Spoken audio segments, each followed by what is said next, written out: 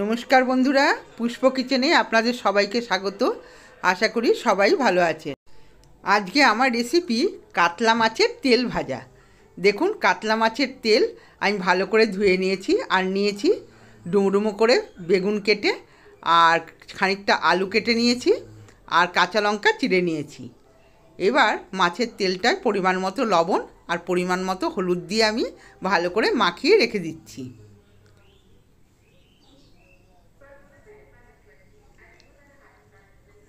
নুন হলুদ মাখানো হয়ে গেছে।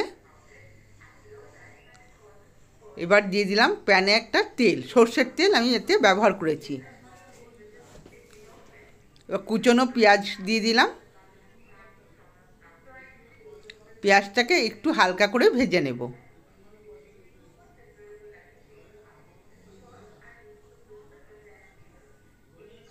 পেঁয়াজ ভাজাটা হয়ে গেছে। কুচনো বেগুন আর আলু আর দুটো কাঁচা লঙ্কা এতে আমি দিয়ে দিলাম। আমার তেলটা সামান্য, ওই জন্য আমি অল্প করেই একটা বেগুন আর একটা আলু কেটে দিয়েছি। আপনাদের তেল বেশি হলে পরিমাণটা একটু বাড়িয়ে দেবেন। এবার এতে দিয়ে দিলাম পরিমাণ মতো লবণ, সামান্য হলুদ দিয়ে ভালো করে আমি এবার ভেজে নেব।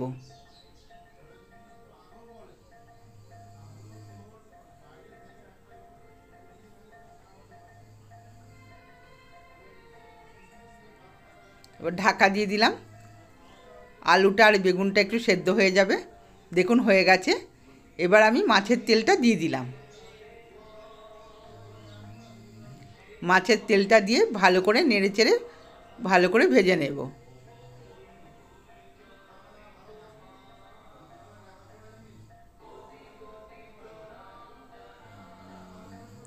আলু আর বেগুনটার মধ্যে মাছের তেলটাকে আস্তে আস্তে মিশিয়ে দেব।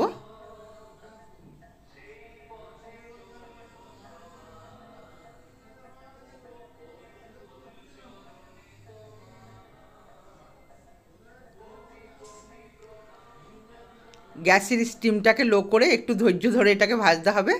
একবার ঢাকা দিয়ে দিলাম। দেখুন ঢাকা খুলে আলু বেগুন সব আমার সেদ্ধ হয়ে গেছে। এবার আমি একটু নেড়ে চেড়ে লাল করে একটু ভেজে নেব।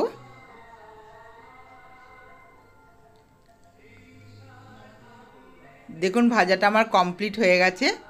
এটা গরম ভাতে খুবই ভালো লাগবে খেতে। আপনারা মাছের তেল ফেলে না দিয়ে যদি এইভাবে ভেজে নেন, দেখবেন গরম ভাতের সাথে খেতে খুবই টেস্টি হয়।